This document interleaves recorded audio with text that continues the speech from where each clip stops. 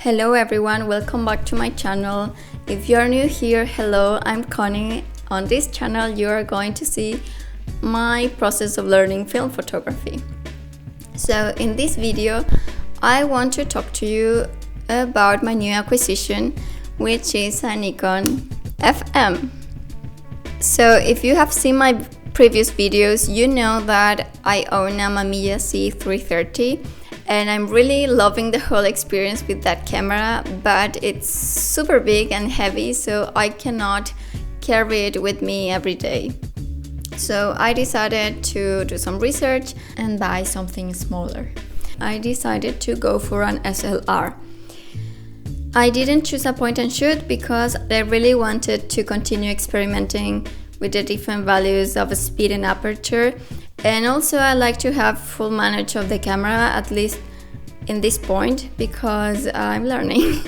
Maybe afterwards, when I feel more secure, I will carry a point and shoot just for fun, but for now I prefer to use every opportunity to shoot as an opportunity to learn something. So now let's talk about the features of the camera. So the Nikon FM is a mechanically operated SLR camera.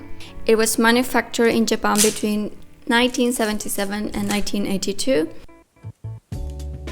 In this camera you can change the lens, and the cool part of it, and also a reason why I decided to go for a Nikon, is that I'm also a Nikon shooter on digital, and I can use some of the lenses of my digital camera on this one and the other way around.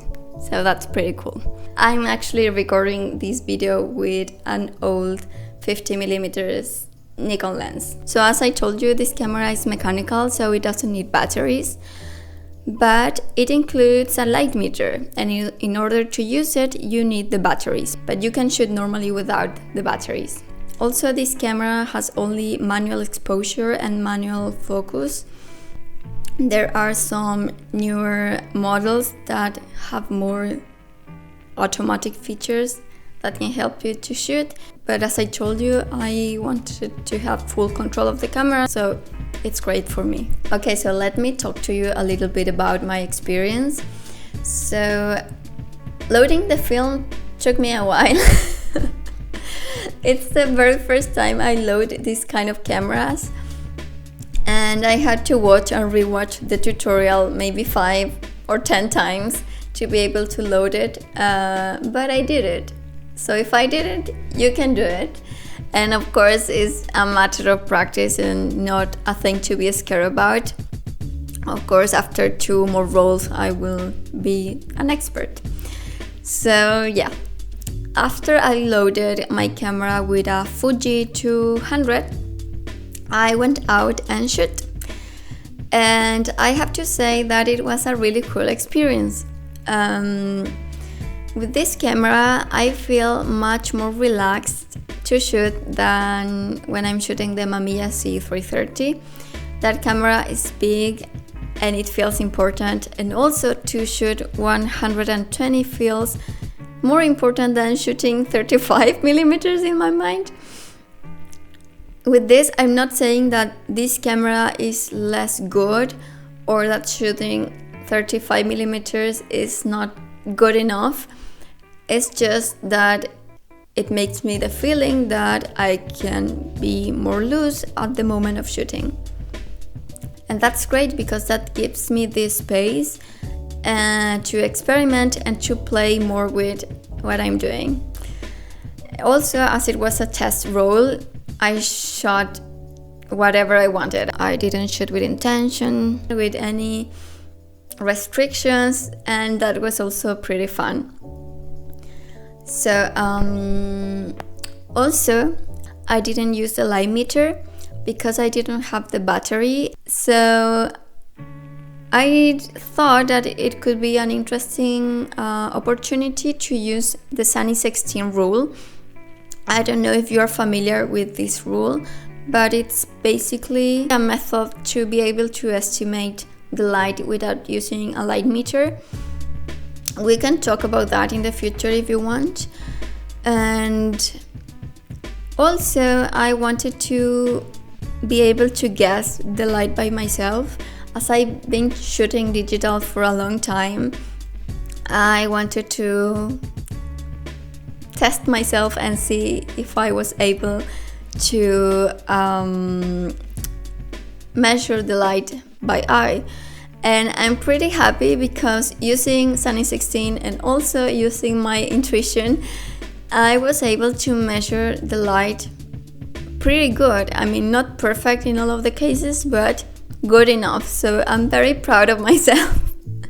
And I'm very happy that I felt relaxed enough to experiment and to allow myself to lose some pictures if that was going to be the case. So yeah, I think it's very important to give some space to be experimental and to play with photography, which is something that I don't feel I do enough. I really want to have really good pictures all the time. So I think that with this camera I'm going to give myself more space. So now let's see the photographs. I know they are not special photographs or not extremely good or bad pictures, but they are just images of my daily life and things I saw and called my attention. But I think it's interesting to look at them anyway.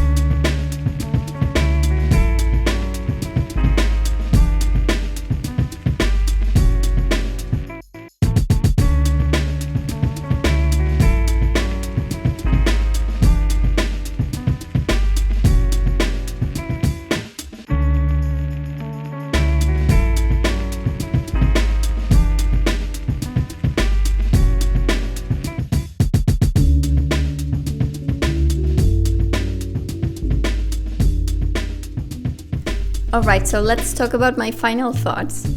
Well, I have to say that I really love the experience in general.